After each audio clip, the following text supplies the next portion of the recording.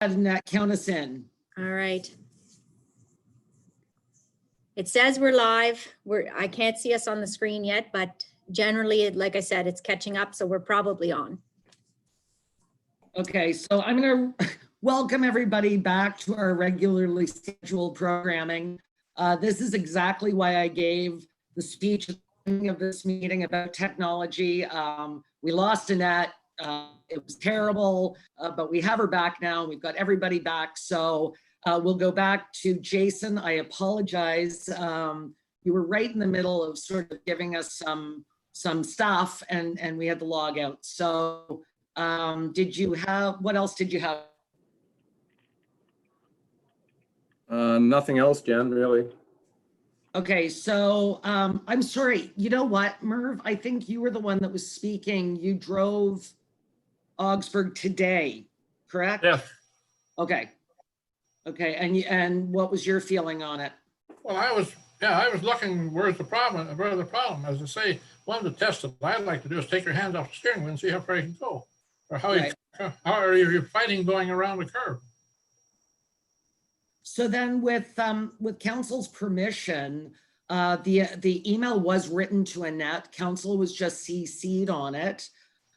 So if it's all right with all of council, I'll ask Annette just to get back to the resident to let her know that we did discuss this. And again, Saturday was a monsoon, and I know that, you know, my own road certainly didn't drain. But is that all right with everyone? Sure. Yes, Jason. I did go out this morning and I checked that corner and there was no water rutting on the inside corner. Okay. Which is a good sign, because then the water is going at a nice slow speed that it's not going to erode the corner out.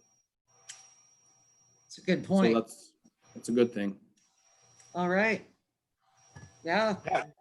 Good job there, Jason. Thank you. Yeah. Yes, Jack. Jack, you're on mute.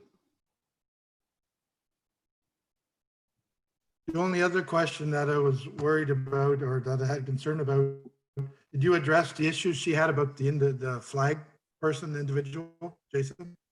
I did, Jack, yes.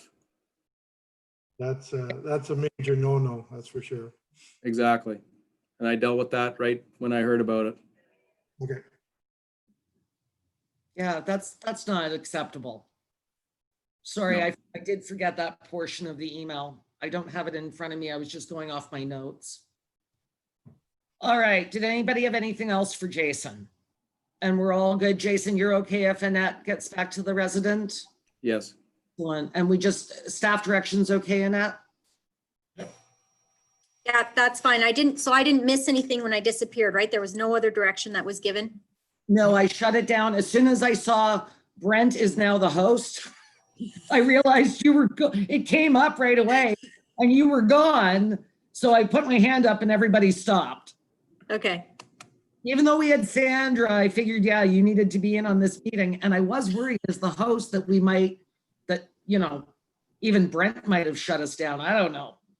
Brent might have said, I need a break. Click.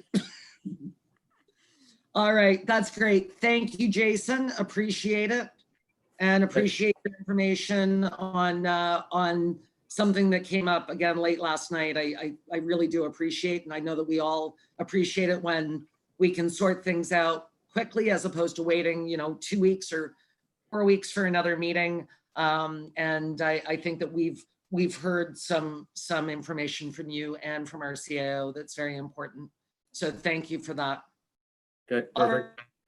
Have a good day, afternoon. everyone. Bye. All right, Fire Chief, are you with us? Okay, Jason, congratulations again. Yeah, Annette, did we give him the certificate? Because we can't present it. Yeah. So we just got a letter. Did they send you a certificate specifically from AORS, Jason? Yeah, they did. So Okay.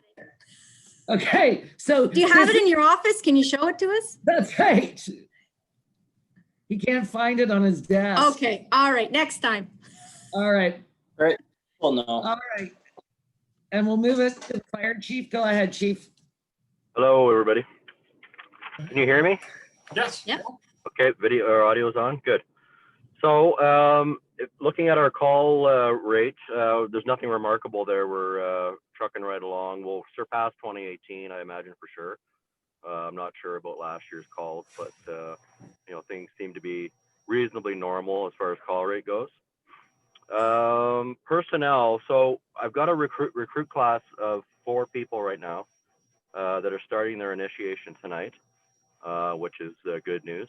And I've got 2 more that I think I'll probably do the same thing next week, start them off. So it's nice to see that people are applying and they're interested. And our social media person has put it out, and people are responding to that, which is good. So some people that have lived here for years and are of the right age, and just it's just a good time in their life, and that's our big challenge, finding people that are at a good time in their life to start something like this, and so it's good to see.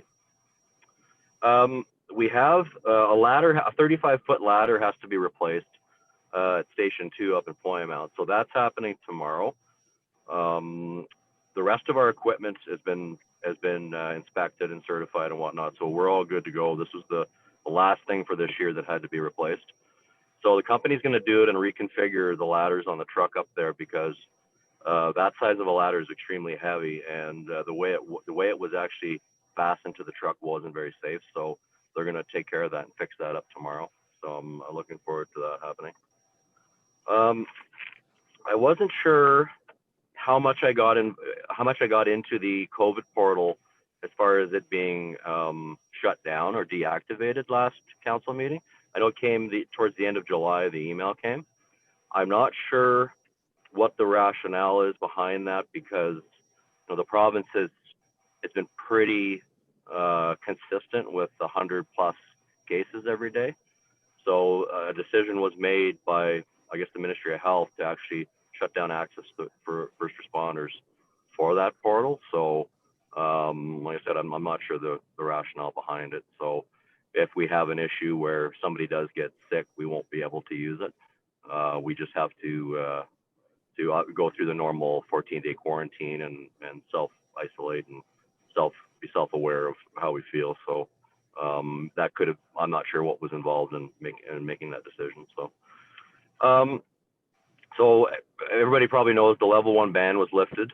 We have a new protocol for permits, which is working out very well. I've been getting, people are figuring it out. Dana has done a really good job with Evan, our IT guy, to make sure it's very clear on our website as to the new protocol with permits, where the fire department actually has to go out. There's, excuse me, there's actually a line now on the permit where we need a fire department authorization signature to validate the permit. So people are now aware that the permits aren't valid until we sign them. And it's actually worked out very well, and people are quite understanding about it. So I haven't had any pushback about that. We haven't had an issue, and it's actually gotten worse in the last little while, with the floor and how the door seals up at Plymouth. The floor seems to be sinking a bit in the fire hall. And now if you put the door down, the gap seems to be getting bigger and bigger between the door and the floor. It's the floor is almost going into like a V shape in the middle of the door. So I think we can fix it up for this year as far as redoing the seal on the bottom of the door to make sure we take up that gap. But I'm not sure after this next winter coming what the floor is going to look like. So we'll have to visit that in the spring, and we may have to take some of that floor out and replace the concrete. With the heavy vehicles going over, like a patch job's not going to work. The concrete's going to actually have to be dug out of there and replaced at the door. So that's something that I'll look at for next year's budget, if that's going to be something we're going to have to do. I've also been contacted by a couple of road associations. I actually visited one last weekend before last and did a tour of the road. People are a little bit worried, and I'm not sure if it's insurance companies now that are asking about fire department access. So it's an eye opener for us, as a fire department, to see how these roads now have been overgrown over the last couple of years, and the road surface hasn't been maintained at all. So one down on Golden Lake that I did a couple weekends ago is in very poor shape, and that's something the association is going to have to try and figure out in order for us to get access to it. Number one, in the summertime, but I found out this road's not even plowed in the wintertime. So that's kind of dicey for us being able to get in there in the wintertime to fight any kind of fire. So that's going to be an ongoing thing. I'm going to reach out to other associations and see if they want, it's the kind of a heads up and some advice as to what they should do to allow us, not only us, the police and paramedics as well. Paramedics is a big one as well. The ambulances they're only capable of going in, to certain areas. They're not 4-wheel drive units. So that's another concern as well. So Chief, hello. Tim, a question for you, and I think Merv does as well. Tim, you go ahead. I face the wrath of low branches and stuff a lot of the time, with a lot of, not so much in the last little bit with my job, but beforehand. Most people have that when they're in a car, they see only what's around the car and they don't look a foot over their head. And when I come in with this big truck, I'm like, I can't fit here, but they didn't realize it because they don't see it. And what I've noticed a lot on the social media the last little while, and I think it's a good positive thing, is that dimensional diagram. Can we fit? Keep getting that out, because, and it's not for the fact that the people don't want you there. They don't think of it. It's their last thing on their brain, right? Because they're going with their little car. They're quite comfortable with their little path sneaking in and out. And I think for the most part, it's just a lack of awareness. And it's almost an educational spot again to get these people to, get that opened up. So if there's an emergency, you can get it in. And, I've seen a bit of it in the last while, but I encourage a little more, because definitely so you guys have to get in if there's a situation, by all means. And like I said, for the most part, people just wouldn't realize that it is an issue because they're thinking about what's going on and not if a fire truck can get in. Right. I try to promote when I'm visiting, I try to promote a 15-foot box. So I want 15-foot width and I want 15 feet high for brushback.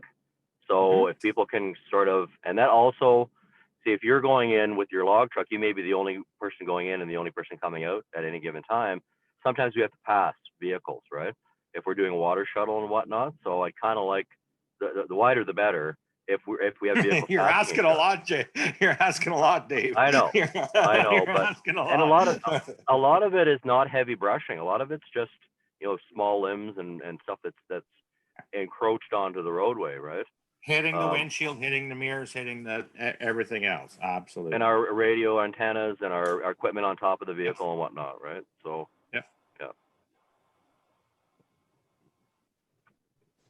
Merv, go ahead. Yeah, Dave, I've been talking to those people on that road for quite a while now, and they're still trying to reconcile or get the res to consider open up the railroad line for the winter. Suggested to them also that the association maybe throw some cash in the pot and offer it to the res to help maintain the railroad track, that might change their mind. But the other side of the coin, why in the world, knowing what the roads are like, would anybody then decide to make a permanent residence down there? I mean, it's a cottage road. That's all it is. Not plowed, not accessible in the wintertime. We'll see how it works out. And it was difficult. I took my personal truck in there, and it was difficult for me in a pickup truck getting in and out of there. Well, can you imagine that hill? Can you imagine trying to get up that hill in the wintertime? No, never. No. Never. And never take a fire truck down there. You never get it out there. That's right. You get it out in the spring. Yeah. But the chief is absolutely right. I mean, fire prevention, maybe they'll never need fire out there, but I would never trust that I wouldn't need a paramedic. This is not only, you said it exactly right. This is police, paramedics, and fire. These are your emergency services. And I know that we have a drone and the paramedics have a drone that we could send in a defibrillator or what have you. But at the same time, there still needs to be some access. And Merv, I think your suggestion is dead on correct.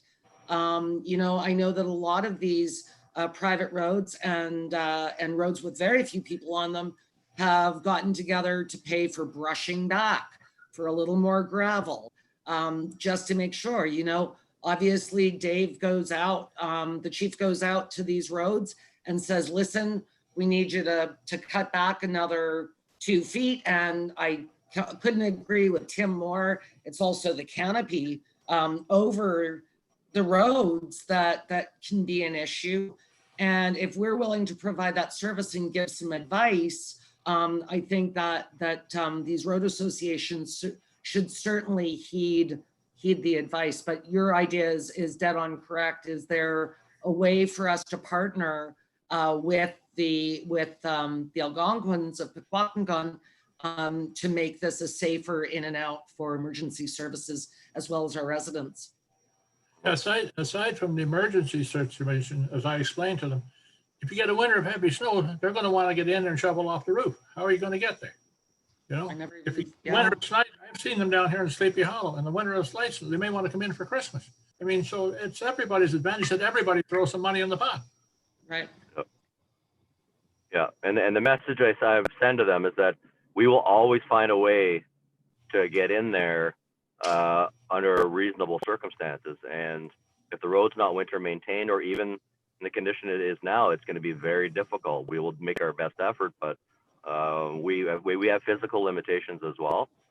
And to where it would be suitably plowed to where the last cottage is would be far too far to even walk in the wintertime with any kind of equipment or whatnot. And it's only used as for snowmobile trail at this point. So yeah, it would be nice if something did happen that I don't like areas of the township where we can't access to provide the services that we need to. And it's just getting everybody on board, I think, in these associations to, like Murph said, throw some money at it and make little improvements every year. And after 5 years, you might have a viable road, because it's not, as we know, it's not cheap to upgrade roads. So. And it's some enticement to the reserve to let them use the road. Absolutely. Because they'll never get around the hill. The hill is there forever. The only chance they have in the wintertime is the railroad track. Right. Yeah, you're right. All right. So moving on, we're still waiting for our Parrot repeater to be installed at the water tower. It's still on delay because of the COVID situation. I think most of the stuff's coming out of the States. So, and there might have been some back order stuff, but we haven't paid for that yet. We're still waiting. We don't pay for stuff until we actually get possession of it. So it's still in the wings right now, and hopefully sooner than later we'll have it set up. And we do have, like I was saying, we do have access to a proper vessel to contain it in. So I'd like everything up and running before the cold weather hits, so that we know everything's going to work and it's going to stay adequately heated for the wintertime. Coming up, I wanted to give it a few weeks with our new radios before I really moved on selling our surplus old radios, handheld radios. So I'm going to put something together. I have a couple departments that are interested in our surplus stuff. We are going to keep a few of them on each van of the old radios, just for emergency situations. If somebody needs a radio, something happens, we'll have some spares. But the bulk of our handhelds will be sold to recoup some of the money that we spent on the new system. So I'm hoping to do that within the next month or so, get that stuff moved out and be able to, recoup a little bit of our expense. So the final thing I have today is we decided we were hoping to do a boot toll Labor Day weekend. It's not going to happen. I think things are still too touchy right now. We were really hoping after canceling the May 2-4 one that things would sort of settle down and the society would be in a little bit of different spot. But I don't think people would appreciate us standing on the side of the road. And I don't know if I want people handling cash and change at this time either. So we're unfortunately this year's fundraising has been canceled altogether. So, which is a shame, but hopefully we'll make up for it next year in the next couple of years. So hopefully this is all said and done by next year, but who knows? I think that was a prudent decision. I mean, Labor Yeah. Day is, 6 days away, and Yeah, we're I still know. 100 cases a day. I know Renfrew County, we've been very lucky, but you're talking about a lot of travelers that weekend. Yeah. Was there consideration given to moving it to Thanksgiving weekend? No, Oh, okay. no. I think in order for it to be worthwhile, we have to capture the cottage traffic and the holiday traffic.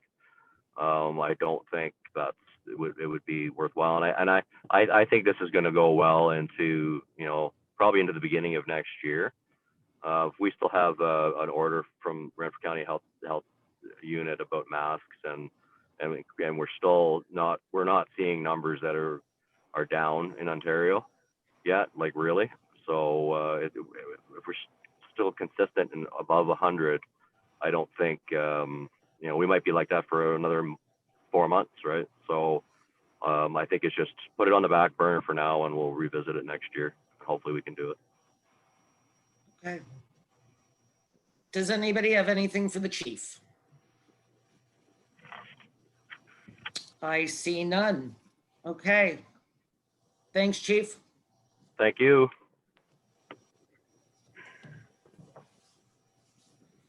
All right. Oh, we're moving right along here. All right. Next thing, by the way, I don't know if anybody noticed, YouTube did seem to be having a problem, and it was being finicky in her words. It seems to be back up and running, but again, the reason for my speech at the beginning of this meeting, I don't know what the heck is going on with technology, but I think we're certainly overusing it here in Renfrew County. All right, I'm going to move on to correspondence. Does anybody have anything on correspondence? Is there anything that you would like to? I personally would like to support the resolution from Huron-Kinloss on the farm tax. If that's all right with everyone.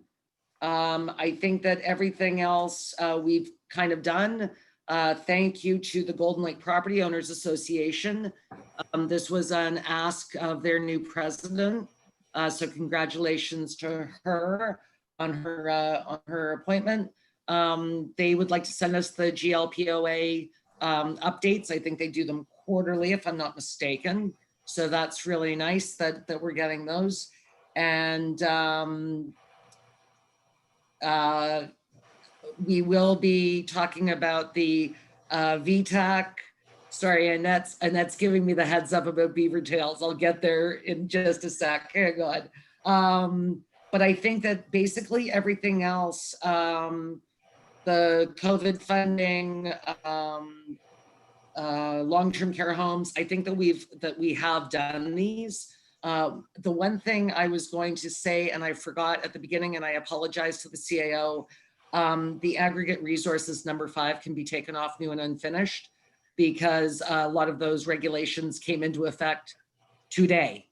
So we were a little behind. That's one of the challenges with having only one meeting a month, where I didn't realize time was of the essence, but it was. So my apologies for that.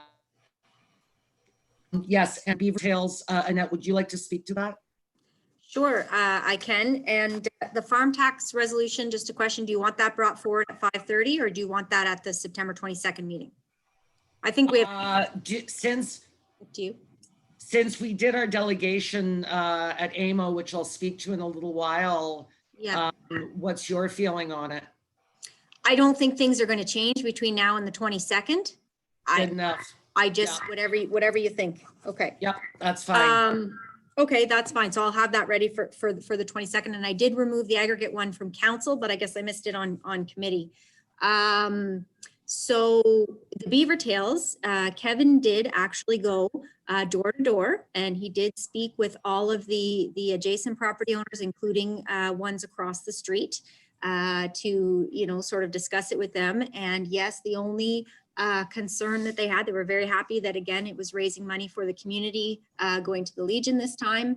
And understanding that this is not a permanent thing. It's just a year where there's no fares, and this happens to be available to be moving around, and in a way to pay back, you know, the owner of the Beaver Tails is giving to the community, the different organizations in the community. So the concern was the generator. So Kevin did also speak, and I know he's not here, but I did talk to him about this today. He did also speak to, I think it's Nick, if I got the right name. Okay. Yep. And he's bringing a different generator this time that is supposed to be a little bit quieter. Now, I don't know whether they'll decide to move it over a little bit or whichever, but they are going to, it's going to be sort of similar hours. So it's not going to be early in the morning. It's not going to be late at night, but we are going to work with him to try and make it as quiet as possible. And we didn't receive any, you know, none of the adjacent property owners were opposed to it coming back one more time to support the Legion. So we haven't received any other feedback than that. And I think that's what council sort of, when we were talking about it, directed us to make sure we do talk to the neighbors. We do make sure that Nick's aware that, you know, the generator is a little bit loud. What can we do about that? He's definitely going to attempt that with a quieter one. How quiet it will be, I don't know. And hopefully it raises some good money for the Legion, is sort of where we're at. Absolutely. And you know what, on that note, just about the Legion, I just wanted everyone to know that I got a text and an email saying how lovely it was that council agreed to spend our money, or not our money, I'm sorry, the money that we would normally have earned to pay for the Legion. You know, every little bit is helping right now. You know, we all know they're in dire straits. So I think this is wonderful of Nick to bring Beaver Tails here and donate proceeds to the Legion. I know I will be going for another Killaloo sunrise. Yes, Brent, go ahead. Oh no, I was just gonna say it's nice to see the neighbors are good for it. I know last time we ran an inverter, which is nice and quiet to use that for the recreational like toilets and stuff. But no, it's really nice to see that the proceeds of 8% are going towards the Legion stuff. They just had their big check announcement, and it was 85,000. Well, 83,000 might end up being about 85. So it's definitely a great celebration last Friday for that as well. So so it's really nice to see more money is going to be going to Legion. Definitely support that. So it's nice to see them come back to the community again. Absolutely. Yes, Tim.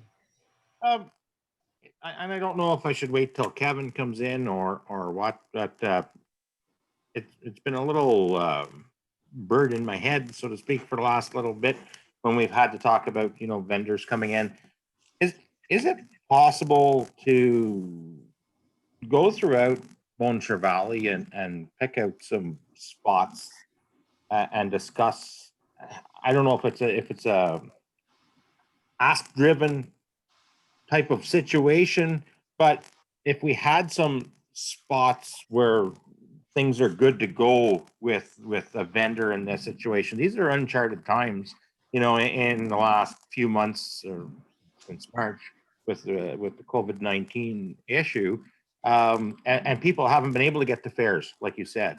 And I'm just wondering, is there, you know, I don't know if there's a little corner down at Centennial Park that would suit for somebody to come in for the weekend to do, like, I'm just throwing this out to council. If we had a few spots within the municipality, you know, in the areas that are already kind of set up and say, this is okay, the neighbors are all right if somebody wants to set up, because I was through Killaloo last weekend as well, and they had, I'm not sure the name of the other one, but beside the Beaver Tail, someone else had a little stand set up. Is it something worth considering some pre-planning to maybe get things rolling again? I'm just asking council with that, since the Beaver Tail project did come up, right? So, because it's great that they're doing stuff where it's coming back to the community and it's going to these nonprofits. And if some other people wanted to be encouraged to do the same, I wouldn't be against it, right? So it's interesting that you're asking that, Tim. When there was stuff going on in Centennial Park, so music in the park, different art in the park, all of those things, yes, people were interested. The kettle corn people came, and Tracy came with her ice cream truck, and yeah, it was great. A lot of those people rely on our hydro, not on necessarily generators. So it's important to figure out where to place them in the municipality. But it was actually my thinking, we own some of the parking spots at the Creamery, and I was thinking that that might be a better place for Beaver Tails, only because I think they there. I understand that it would take up some parking spots at sort of a busy corner, but at the same time, would they make more money to help out with the food bank and the Legion and places like that? So you're absolutely correct. Some of these little food trucks, for lack of a better term, rely on our hydro. Other ones don't. So yeah, it's interesting because during the fairs, we would the fair committee would sort of pre-plan where people were going if they needed to plug in or not. So it's very interesting. And that's why I said, like, whenever Kevin comes in or what, if it's worthwhile doing that, having, so say, I'll use Freddy's Fudge Factory as an entity here, comes along and says, what, I want to sell some fudge this weekend. Where within the municipality could I go? And if we had some spots already pre-designated, okay, this is available, this is available, this is available, is it worthwhile taking the steps to have some of those areas picked out ahead of time? Right, absolutely. Brent, go ahead, sorry. Oh, no worries. But then you were all shaky. Yeah, I know my video's been off today, but no, I was gonna say, no, I agree with what Tim's kind of going at, is the sense, but also not only public, but how can we make it kind of easier for even private owners to be able to set up some form of vendor shop on or thing. Like, I know, like, just how can we explain it better to businesses or make it easier for businesses to have available, for example, both parking lots. Jen, I think is a great idea. The Cream is another location there on our public property. There's adequate parking there as well, but also across Conway's Pharmacy. There's a lot of spots in town that we could set up, but also maybe how can we as a municipality make it easier for businesses to set up vendor or taking the steps? Because the thing is that most people nowadays and most businesses, you just want to work with the easiest municipality. So how can we set ourselves up to be the easiest municipality to set up a vendor shop in? And then so that's kind of something that I guess we can look at or get Kevin to look into as well. Certainly, and we can talk about this with Kevin when he's in a couple of weeks. But Brent, to your point about Conway's, that's very interesting. So that's one of the places that you would have to be on generator. So if you were in the parking lot on our property, we've got plugins. If you're at the tourist booth, we have plugins. The challenge is going to some of these other sites, you would have to be on generator. So that's exactly where I was going with that.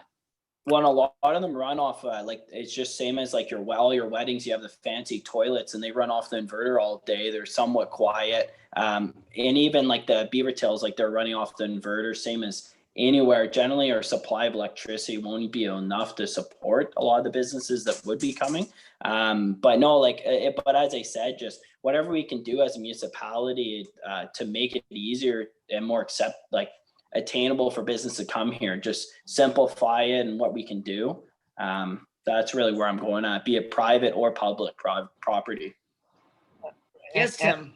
And I wasn't just limiting it to Eganville. Like, there's a lot of spots, and I'm going to tell you right now, I'm in the bush every day, and I can't believe how many people are in the bush every day this year. I mean, everywhere around is busy. And I'm just wondering, like, is there a spot now, like in Plymouth, around Lake Clear of ours, that we could kind of, and like I say, not just be Eganville specific, in the Dacre area, are there spots where, you know, if someone wants to, because these areas are busy, constant lake boat launch. It's busy. Everything. I can't believe, you know, the amount of activity that's going on outdoors away from, you know, what may have happened last year. I've really noticed, like I say, a lot more presence in people's outdoor stuff, doing this kind of thing. With the lack of fairs, is it something to have it, of course, in a safe spot, safe area that's on our ground where we can say, yeah, there's a spot already picked out for a certain situation, and you know, whether we want to have, you know, something leaning towards, you know, as a fee, if we have to, if we go that route, that it goes to a nonprofit or put it back into, you know, what's going to help. Yeah, that Right. a nonprofit would be my preference. You know, and I think to both of your points, you know, with COVID and not allowing in dining for a long time, and even now the parameters of in dining, certainly food trucks are very popular, as are patios. So yeah, absolutely. Anything that we can do to think outside the box. So Annette, could we please add that to our next agenda? Sure. Thank you. Thank you for that, gentlemen. Appreciate it. All right. Anything further on correspondence? Seeing none. All right. Does anybody need a break before we go into new and unfinished? Snacks, washroom, water, nothing? You're all good? Okay. All right. So County of Renfrew update. As I stated, it was a 7.5 hour meeting last week. It contained a lot of information, but mostly about COVID, of course. The official plan, we are back and forth with the ministry. So I'm going to assume that our new zoning will not be done until next year. The county staff understand that there are a lot of us that are waiting to have our zoning bylaws redone, and it's been a bit of a problem. The VTAC resolution, so our big priority right now on top of broadband and cell is keeping this virtual triage assessment center, you know, that has been so successful. The numbers are staggering. The amount of people that are using them, the response to it, the speed at which people are actually speaking to a doctor and being told whether they should go to a hospital, shouldn't go to a hospital, should go to their doctor, etc. Just a fantastic partnership with health and our paramedics. So we couldn't be happier. And the resolution will come up this evening. It's number 6 on our new and now number 5 under our new and unfinished. So it was great that we got it out on Wednesday, because it really, time is of the essence with this particular project. And we do want to ensure that the Ministry of Health hears us loud and clear as an entire community across Renfrew County of how important this program is to us. FCM registration, I think Annette sent everybody out. We do not have to register for the conference this year. It is a virtual conference. We do not have to register.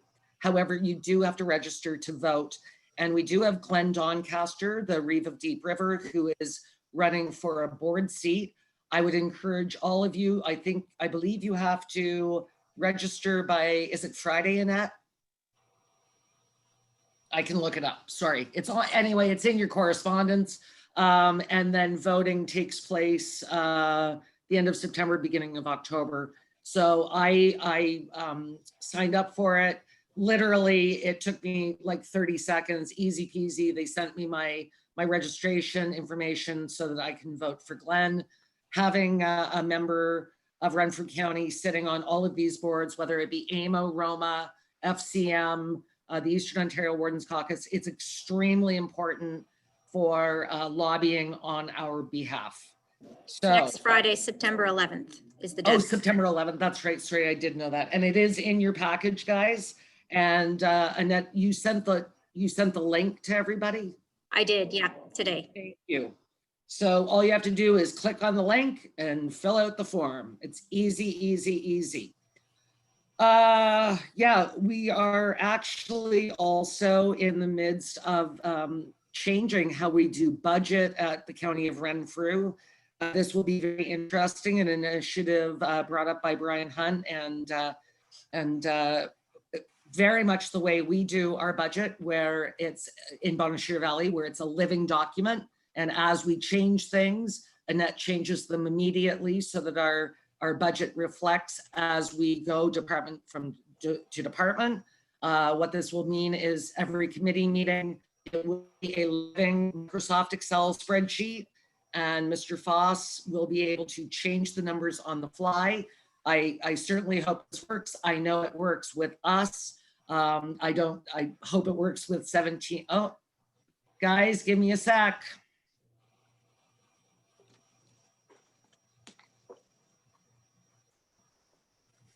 Don't shut us down, Annette. Just give me a sec. I'm just gonna go check my hub. Yeah, no problem. We can hear you fine, but you did freeze for a minute.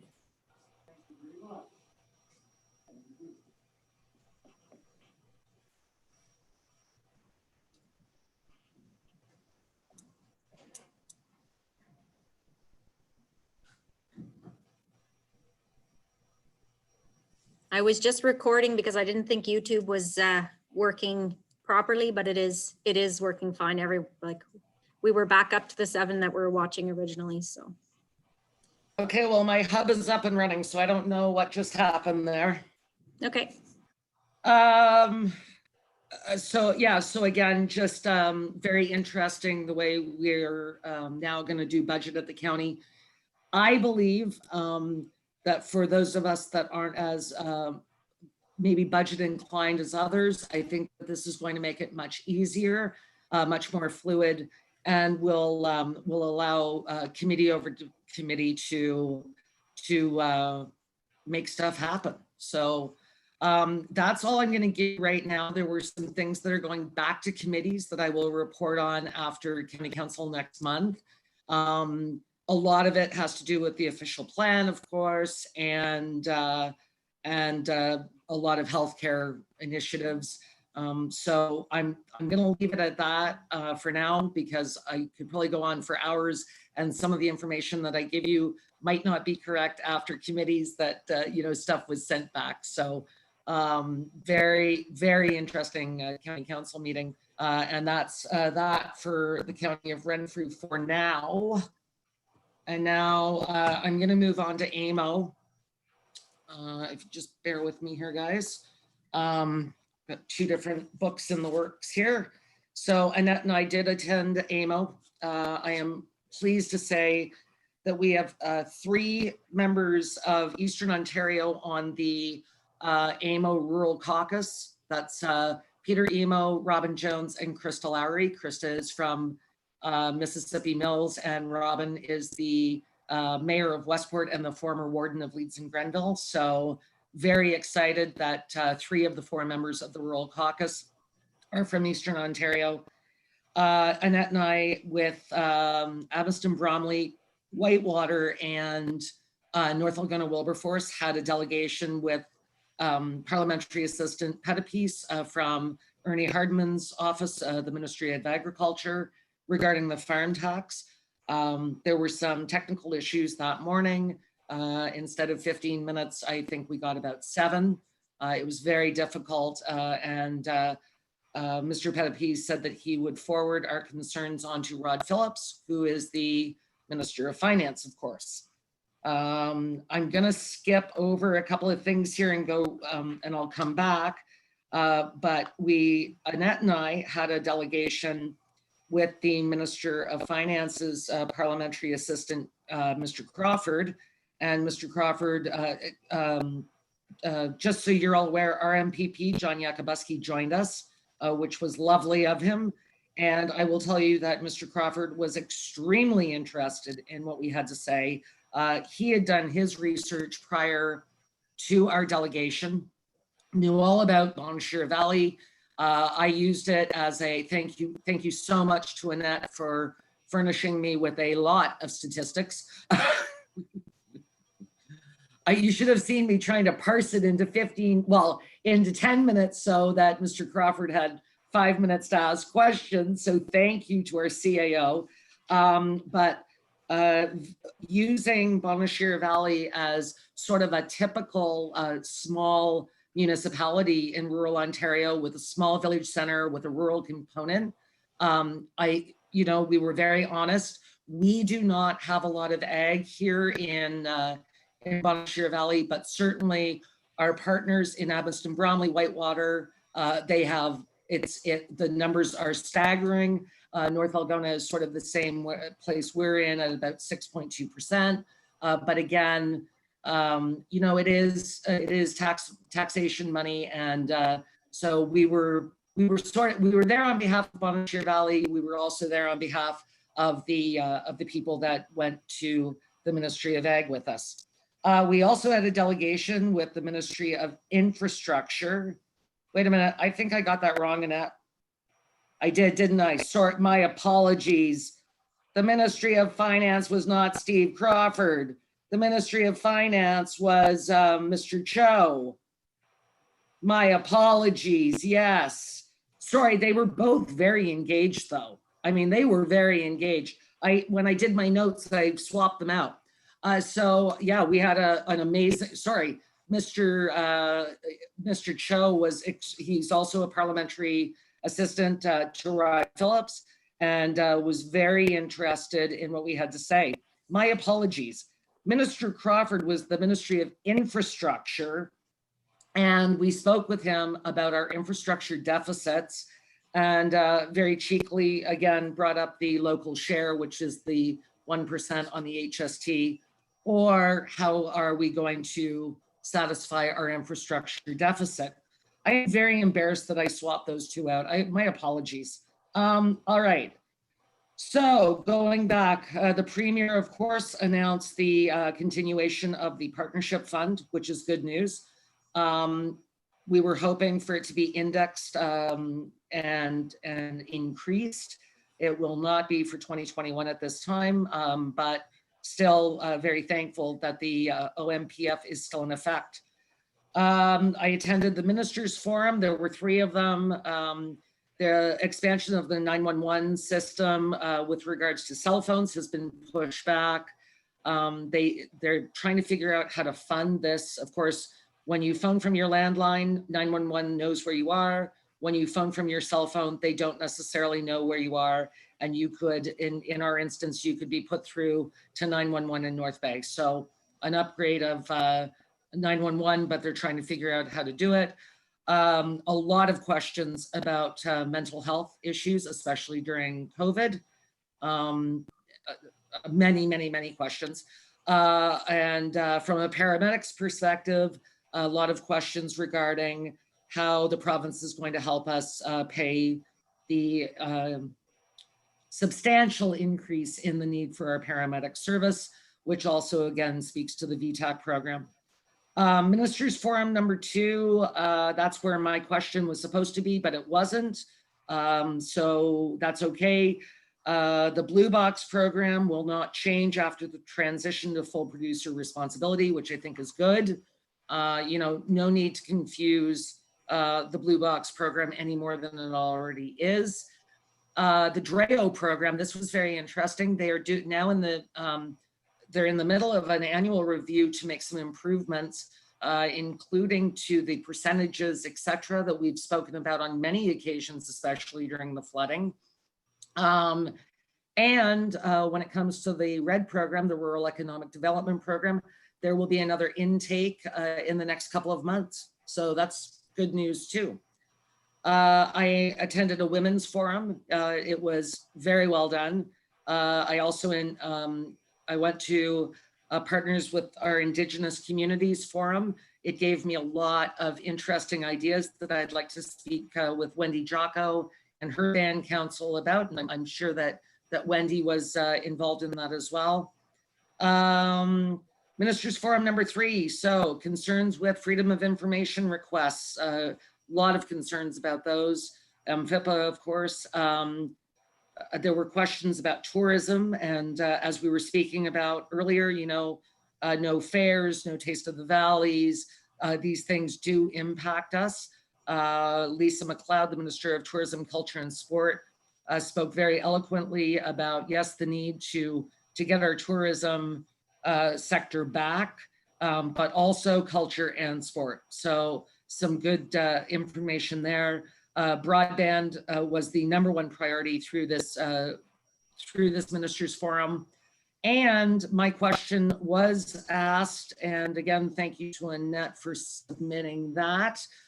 It was about the local share. I will tell you that Minister Clark, who is the Minister of Municipal Affairs, I knew that it was going to go south because his response was, thanks for the question, Murph, and then said no. So you know, it's a shame. He is not a fan of revenue tools from taxation, and I understand that. But there was a substantial amount of work put into this particular situation by AMO, and my question was simply, do you think that your government will, you know, maybe review this, because we know that as the local share, it would stay here in Bonnechere Valley and help us with our substantial infrastructure deficit. So Annette, I don't know if you have anything to add. I think it was a great 2.5 days. I was fully engaged. I know that my colleagues at County Council, all of them that went, said that it actually went off as well as it could for the first time.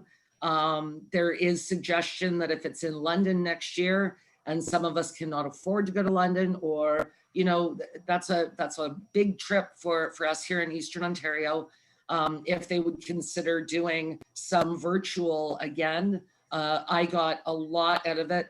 In the end, you know, we joked that we were spending this money just to vote for Peter, but for the AMO board, but in actual fact, it was a really, really well done conference. And I have been able to go back and see some of the other plenaries that I missed due to either ministers' forums or delegations that we were involved in. And I think that there was a lot of good information. But again, as I'm sure I don't have to tell any of you, it was a lot of COVID. It is the #1 thing on people's minds right now. And the effects of that, including broadband, where the need for broadband has never been more apparent in rural Ontario. And that's my report from AMO. Does anybody have any questions? Thanks, guys. I was trying to get through that as quickly as possible. I didn't want to bore you, but I didn't want you to think that we didn't do anything, because we did a lot, didn't we, Annette? It was a good conference, considering. All right, next, medical funding announcement. Did everybody see the email and the article on social media and in the Eganville Leader about this incredible $749,900 base funding for a doctor, a nurse practitioner, a nurse, and an admin assistant? This is year-over-year funding. And I know I'm gonna let Merv speak to this, but on behalf of our committee, Carol Devine is chair, Merv, Preston, and Zig, who've worked on this long before I was around, Katie Patterson, sorry about spelling your name wrong, Brent. That's how my cousin spells Katie. I fixed it. Allison Collins and myself. We want to thank council for supporting our endeavors, and of course to John Yakubuski for pushing this rope uphill nonstop. You know, Carol thought outside the box. She got us involved with John Jordan and Brenda Powers Ross from the Lanark Renfrew Community Health Hub, and through this Whitewater Bromley Clinic. Mike Moore, the mayor of Whitewater, and I see this as an amazing partnership. The details will be coming out, but we see this as a very, very, very positive and exciting piece of news. I will tell you, and I'm sure Merv will back me up, this did not come from 1 or 2 or 100 meetings. It came from a lot more, and emails and texts and phone calls to Yak and to any players that we could find that could help us out with this portfolio. Merv, did you want to speak to this? Yes, I'm just elated. And if you just another little thought of the money this time, but if you also think about the 300,000 we got last year to help out with Dr. Petrini, then that's close to $1 million we got. That is fantastic. You know, particularly going back to the days when Dr. Good retired and we were begging, scratching, trying to do anything to get some help, and people didn't have doctors, and several people called me on the phone crying, what am I going to do? I don't have a doctor. I can't drive. I'm going to have to move out of Eganville. This is certainly a brighter day this time. It certainly is. Be happy with it. So what Zig is referring to, Tierney Lenny is the nurse practitioner that is installed here at Dr. Petrini's office.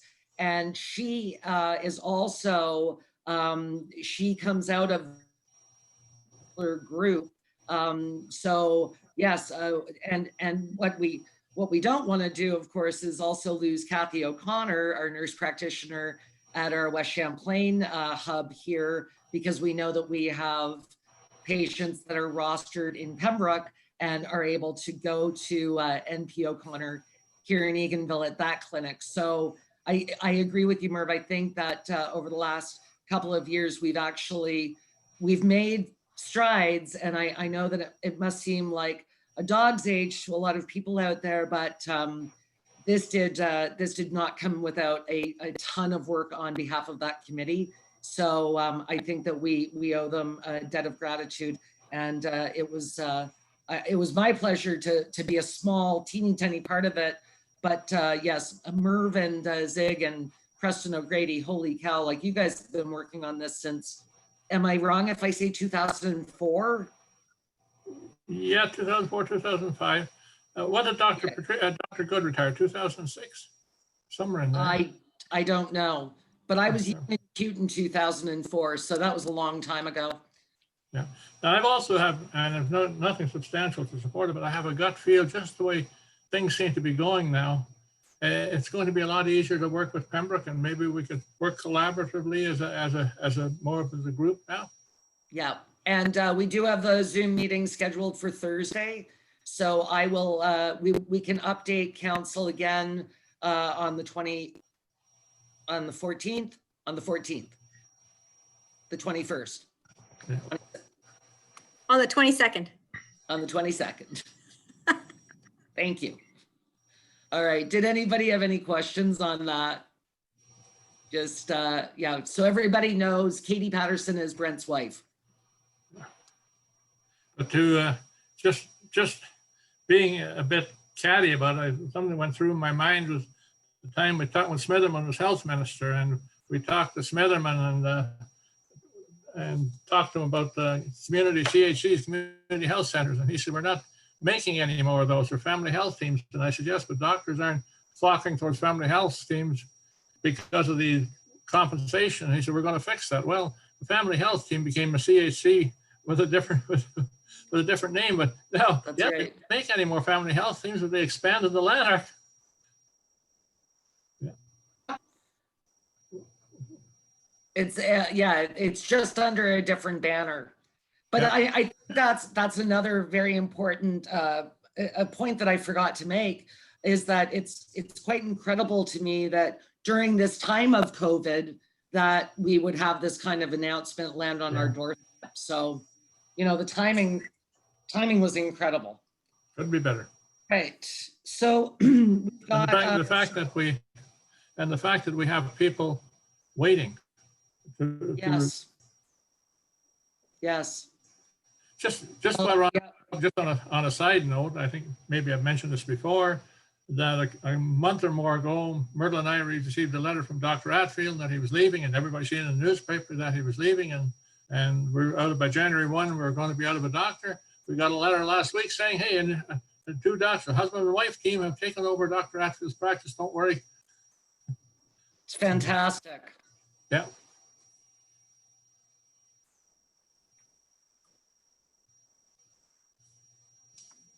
We lost your sound there, Mayor Murphy.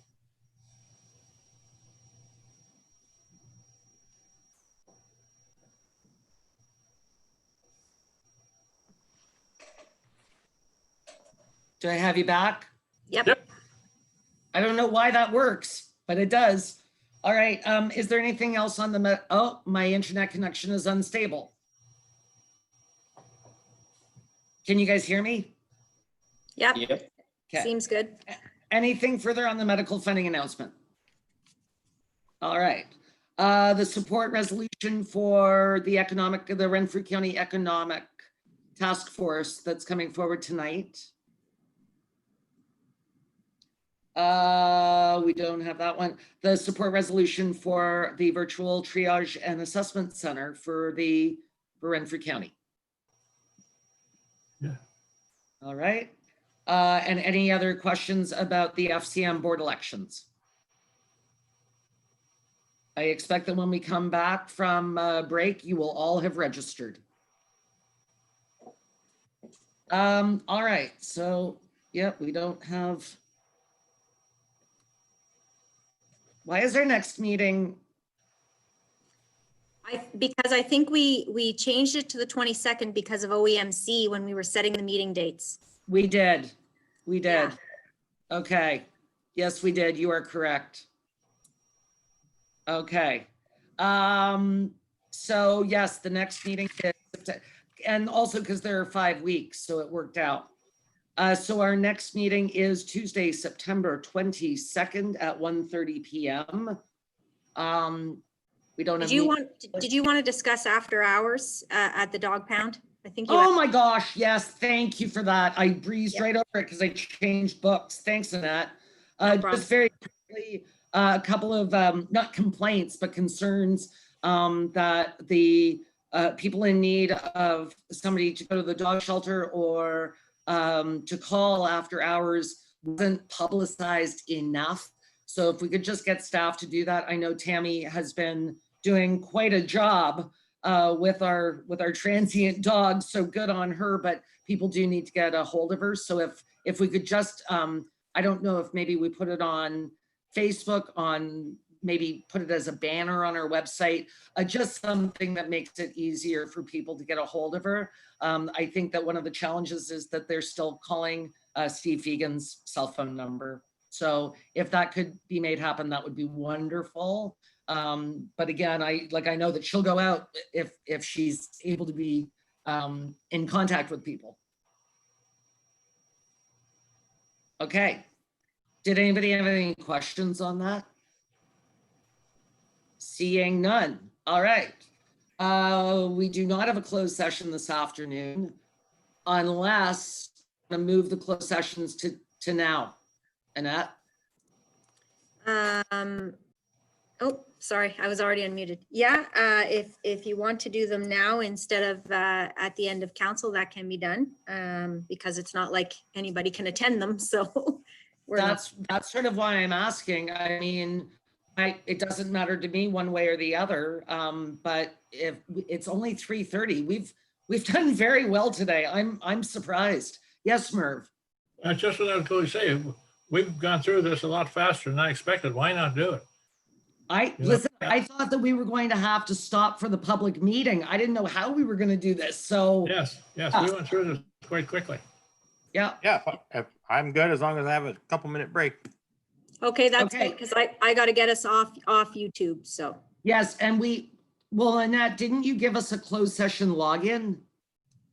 I gave Don't think so. council login, but I think there's nobody else on here. So and it has a waiting room. If somebody else were to come in, I'd just kick them out. So All right. So it's basically 3:30. Do you want 10 minutes, 15 minutes? What's your preference? Shout it out, boys. No matter what. Oh, go ahead, Brent, sorry. Go ahead, Brent. What? Oh, I don't care. 2 minutes, 3 minutes, 4, doesn't matter. Okay, let's do 10 minutes. We'll reconvene at 3:40. Can I get a motion? I can't conclude the meeting, nope. but I can get A motion to pause. a motion to pause. No, but I do need a motion to go into closed session for two identifiable individuals. Are you going into close now or are we taking the break first? Yeah, it doesn't matter, I guess, does it? Okay, we doesn't- can go close when we come back. Okay, Hold on to your hand there, Tim. We'll figure it out when we get back. I'll see you all at 3:40. Everybody log out.